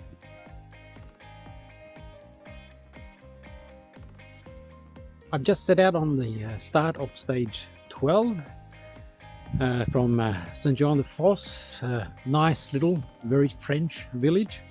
Stopped to get some orange juice. Had a nice 15-kilometer ride in here this morning. Mainly paved roads, through vineyards, smaller roads. Nice, easy, maybe slightly boring compared to some of the rest of the trails, but it's been quite nice. It looks like it's going to be another hot day. Not sure how much I'm going to do today, but I'll just continue on and see what it feels like. It looks like, just a quick look on the map, it looks like I'll be traveling through a lot of smaller towns along the route, so it should be quite pleasant. Looks like it's going to be a really nice day. I didn't do much more that day. I decided to have a rest day and found a nice resort to stay in with a beautiful view. This is the view I had for both dinner and lunch. They even had a saltwater swimming pool that I could enjoy and relax, and it was a nice warm day, and I just relaxed, and I got the video done of the earlier section and basically just took it easy and enjoyed it. And I mean, that's what it's supposed to be all about, isn't it? I'm about 4 to 5 kilometers into day 2 on stage 12, and I just started out on this old railway line again. Not sure how far it's going to go, 5 or 6 kilometers into Suave. Nice, easy cycling, as always, along the railway lines. Gradients are never too steep, and this looks like it's paved. I don't know how long it's going to be paved, but now it's real easy, more or less just almost rolling by itself. It's been a reasonably easy day. I set out after a really nice rest day, and it's been a combination of paved roads, smaller gravel roads, but as always there's been a bit of single track as well, and a bit of hiker bike. All in all, so far it's been an easy day. Beautiful scenery, nice and green, all the flowers are blooming, the weather's excellent, so can't really complain. Let's keep cycling.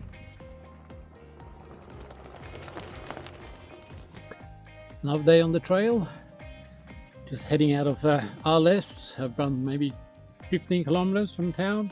Yesterday I had a pretty easy ride along the first of the railway sections. It was nice, paved, easy run, and then after that there was some paved roads, and then the track turned onto another old railway line, but this wasn't a maintained one or one that's been properly converted to a walking track.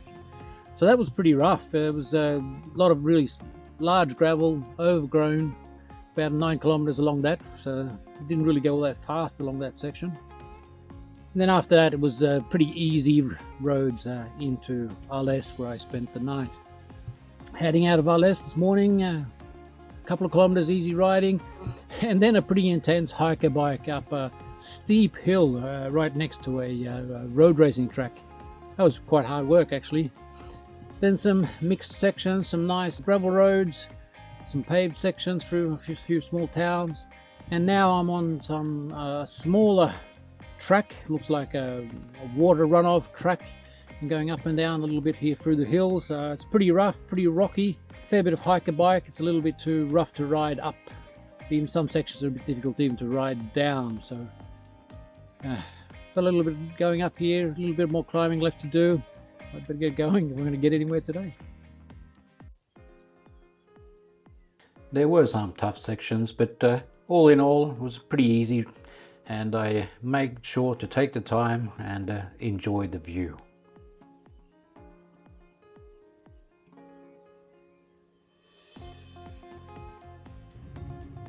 As with most of these railway line conversions, there were a few really long tunnels.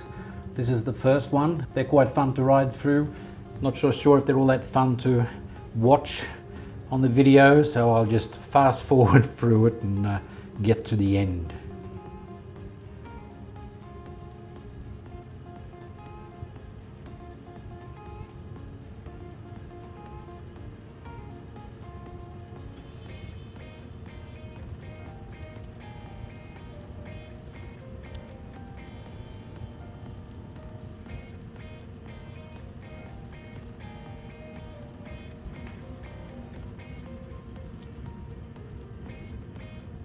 Beautiful scenery. Yeah. Looks like it's going to be another nice day. Bit of a headwind, but only taking it easy. It's going to be an enjoyable day.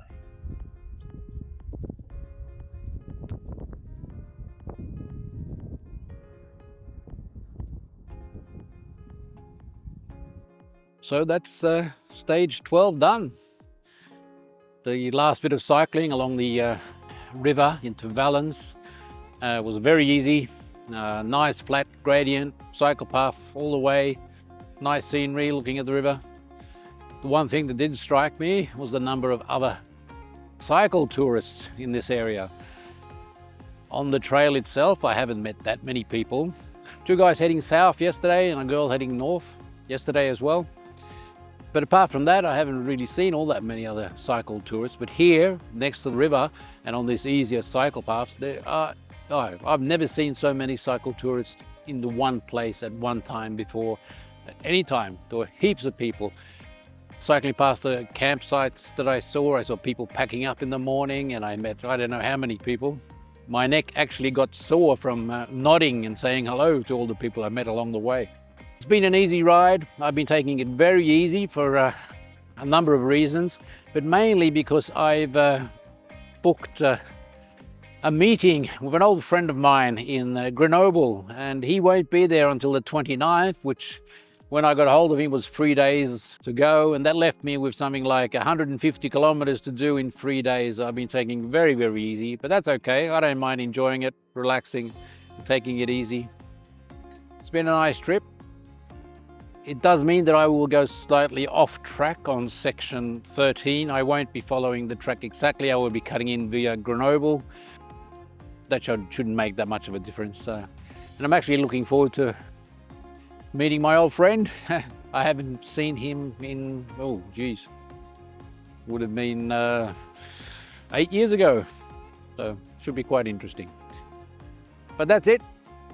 Stage 12 done, and hopefully heading out to lucky number 13.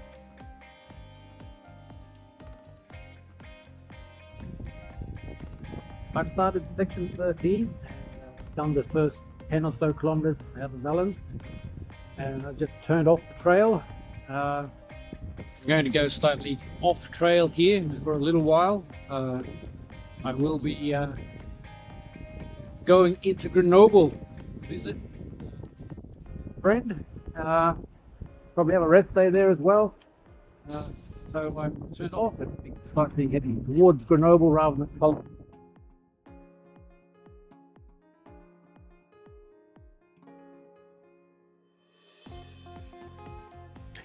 It was really nice to get into Grenoble and meet up with Oliver. I first met Oliver when he was out on his big round-the-world trip using no engines, just by bicycle and sailboat, and also carrying his paraglider and paragliding where he got the opportunity. He still had his old bike, and he also was a part of the development team for the Riverside 920, the bike that I'm riding. So he also had a brand new one of those there as well. Really great to catch up, inspiring. Traveling through Grenoble, yeah. Oliver and our two Riversides. His is a lot lighter and nicer than mine, because it's new. I like your bike, man. Yeah. Better for traveling. Yeah. Make it The thing. No, big bus. bike friendly, but Bike still. friendly, but still we have to stop for the bus. There it is over there. Oh, okay.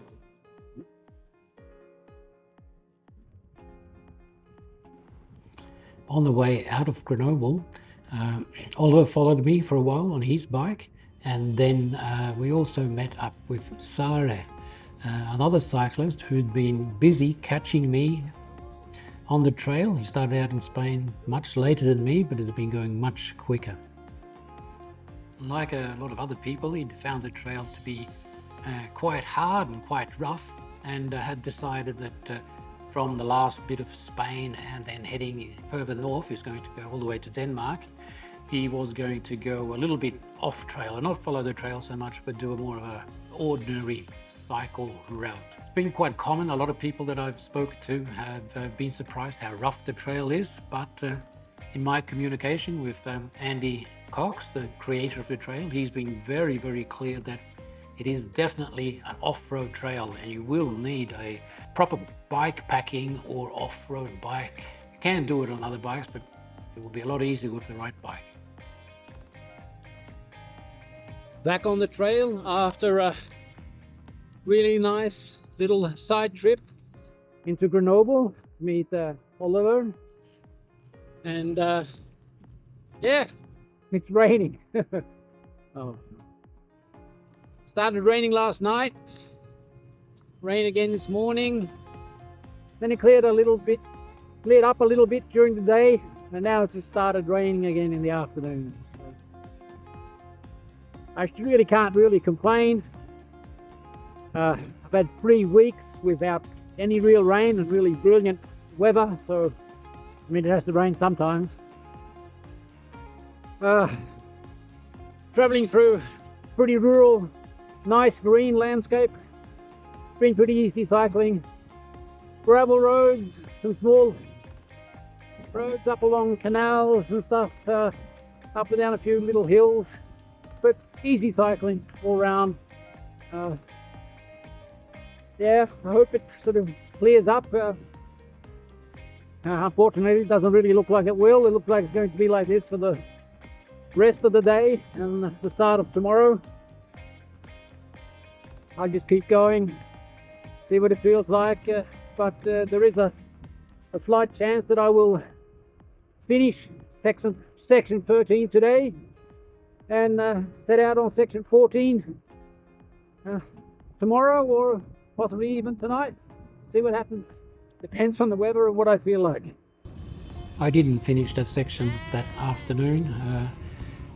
Instead, I got a hotel room to stay out of the rain, stay dry, and the next morning when I set off, I had to share the bike path with a herd of sheep that were on their way to greener pastures.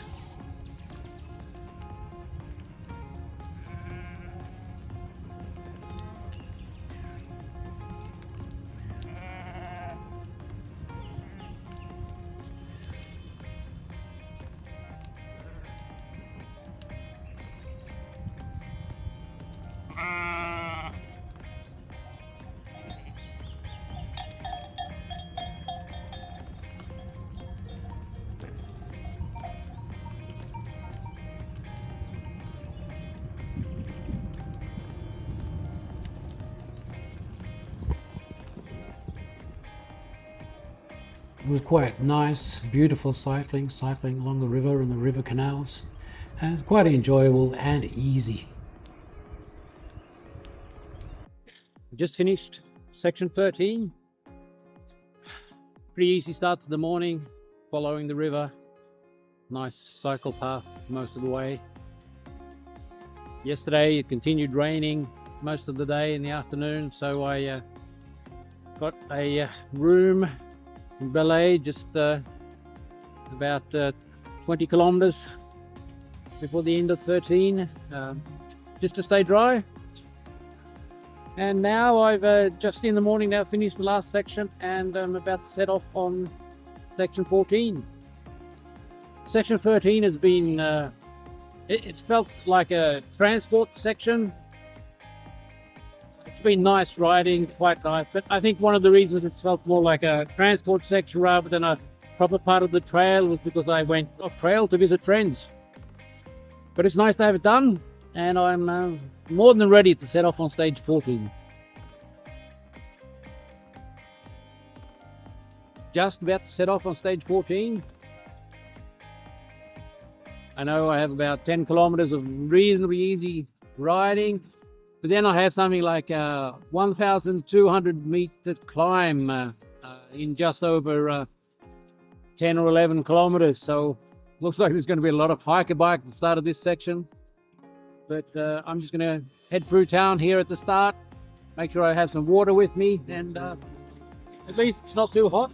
Hope it doesn't rain, and I'd better get going if I'm going to get those climbing kilometers done today. It's raining, and I'm in the middle of this longer climb at the start of section 14. It's pretty hard work. Luckily it's not that cold. A combination of rain and sweat on the t-shirt. Just had my first tumble of the trail. I was going to jump on the bike after a hiker bike section, and I didn't notice a big rock in front of the front wheel, and everything just stopped, and I went arse over tip over the top on the front of the bike. So a little bit of damage, not too much, doesn't seem to be anything serious, and the bike seems okay, so I just have to keep going. There were some really nice trails on this section. The trail basically followed a ridge line, and there was a combination of different gravel roads, some single track, and some nice views every now and again when you got out of the woods. Basically followed gravel roads, as I said, and a lot of ski tracks. This is a ski area, a lot of Nordic skiing here, so a lot of the tracks were along Nordic ski tracks. Start of day 3 on section 14. Just hiding from the rain for a little bit. Some nice riding today along ski tracks, through the forest, nice and green. Only problem is the rain. I've had rain every day on this section. I've had some sunshine during the day, but there's been a lot of rain.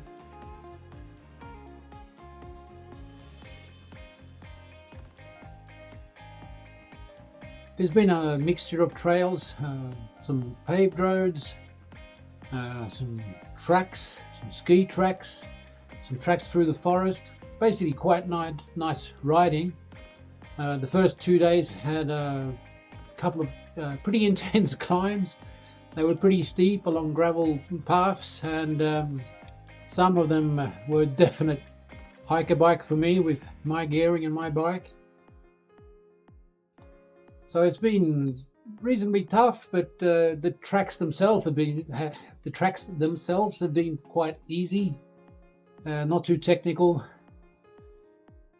Just a little bit of hard work going up sometimes, but some nice downhill sections, and as I say, some really nice sections through the forest along the ski tracks. So really nice riding, nice Alp views, so quite pleasant actually.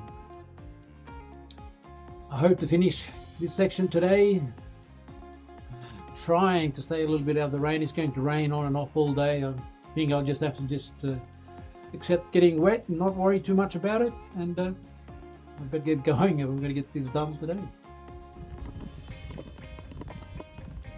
There was a fair bit of more riding along smaller trails, a fair bit of nice single track, especially when we got close to the border to Switzerland.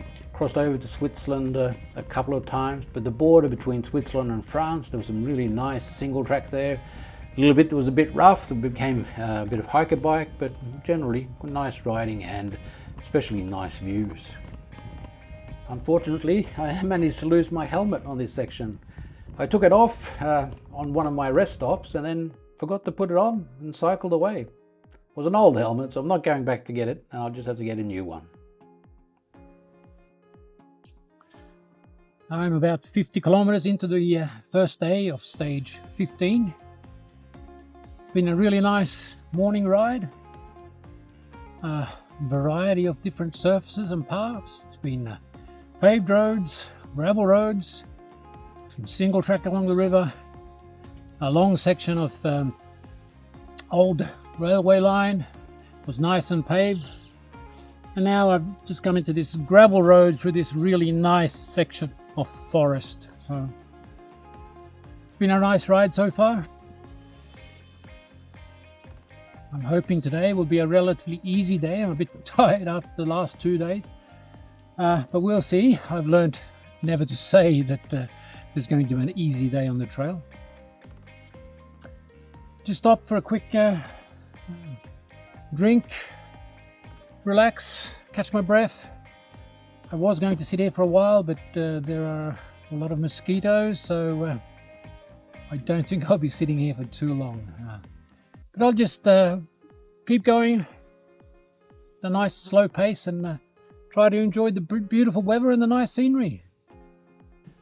I didn't meet many other bikepackers along this section of the trail, but I did meet one rather famous one.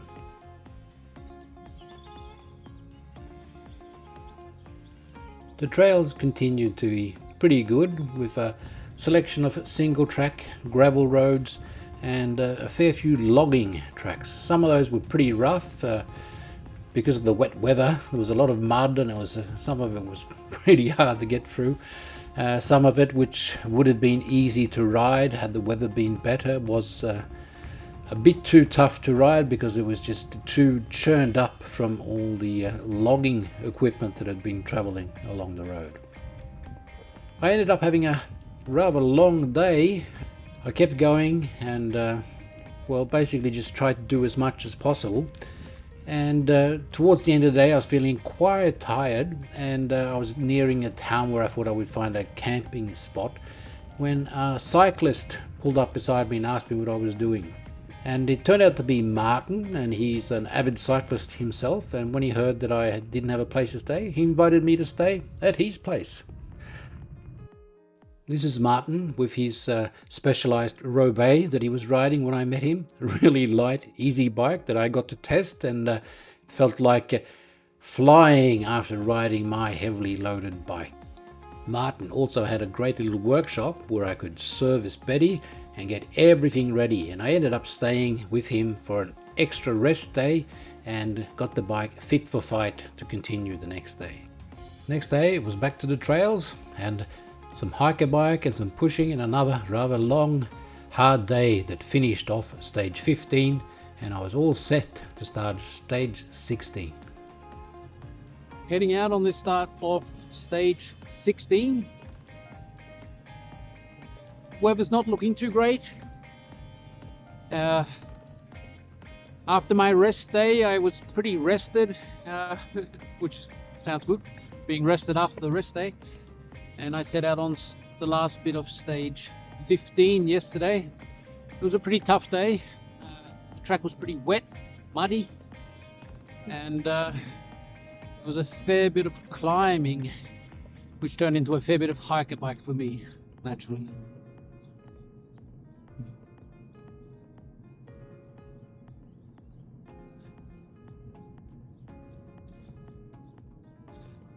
But I got it done, and had an easy night. It was raining, so I got a hotel room. It's costing me a lot of money this year. Spending way too much money on accommodation lately.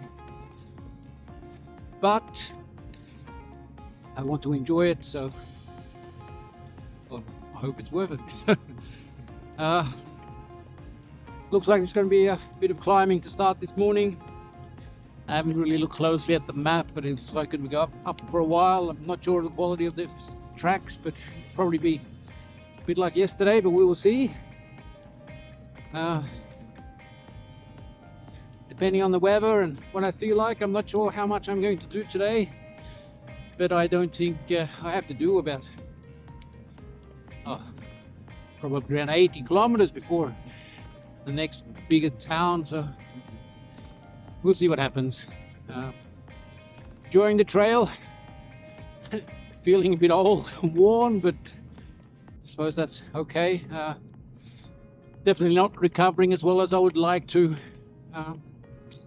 between the days, but yeah, I'll just have to do it at my pace, take it slow, and when I get back home this autumn, I will really have to concentrate on getting fitter if I'm going to do the rest of the trail or some other trail next year. We'll see what happens then. But as it is right now, a really easy start to the day along this old railway line, converted to a bike path. I don't think this will last too long before we turn off onto the trails, but we'll see. And as long as it doesn't start raining, it should be a good day. Stage 16 was much like stage 15. Nice trails, even though they were a bit wet and muddy. Had a lot of rain lately, unfortunately. During stage 16, I found out that I need to get back home to Stockholm much earlier than I had originally planned. I have an opportunity to do an extra job before my ordinary work starts, and it's a job I don't really want to miss out on, so I thought about it quite a lot, considering what I was going to do. I decided that I am actually going to get off the trail at the end of stage 16, which means I will basically have done Portugal, Spain and France, and I will leave Germany and everything north of Germany for my next time when I'm back on the trail. When I finished stage 16, I took a run down to Strasbourg and then started heading along a much easier bike route along Eurovelo 15 that follows the Rhine River, and I'll follow that for a while. Then I'll turn and head north towards Hamburg, and then I will go up to Rostock and I will catch a ferry that will take me home in time to be able to do this extra job. Feels pretty strange. It's a bit of an anticlimactic and unplanned end to this year's adventure on the European Divide Bikepacking Trail. But I'll be back. I intend to do at least some of what's left of the trail during the 2023 season. I'm not sure which part. My original plan was to do the parts in Finland, Norway and Sweden, but now I also have Denmark and Germany left to do, so I'll just have to wait and see how I'll plan that next year.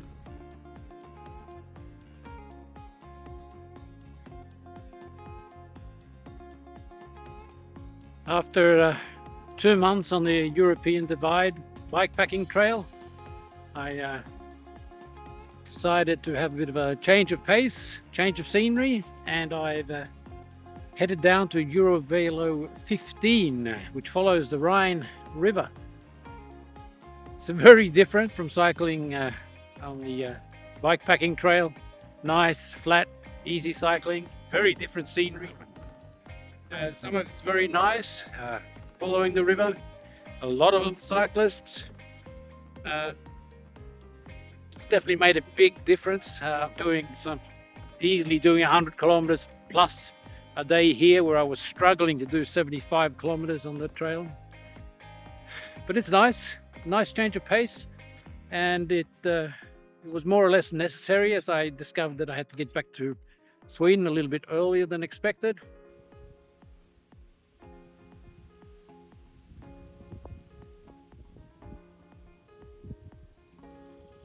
Start of day 2 along Eurovelo 15.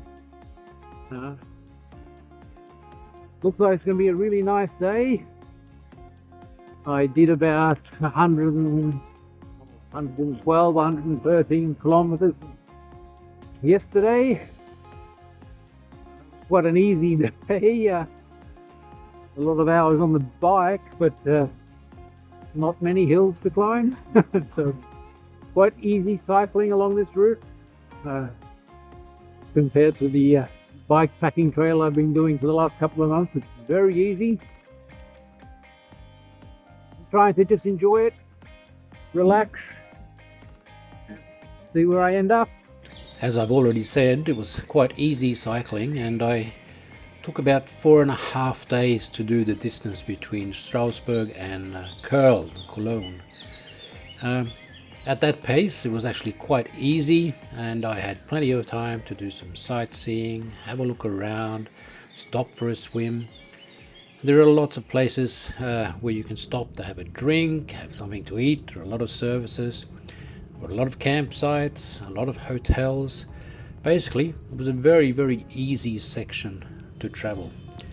If you haven't done any bike touring before and you want a nice, easy start, this is a section I can highly recommend.